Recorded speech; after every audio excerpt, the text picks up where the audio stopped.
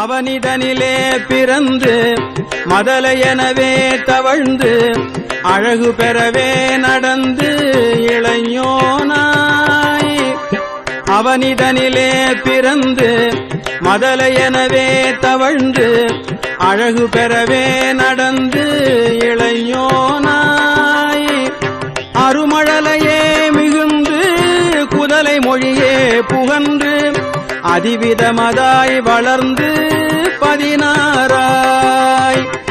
அருமழலையே மிகுந்து குதலை மொழியே புகன்று அதிவிதமதாய் வளர்ந்து 16ஆய். சிவகலைகள் ஆகமங்கள் மிகவும் மறை ஓதும் அன்பர் திருவடிகளே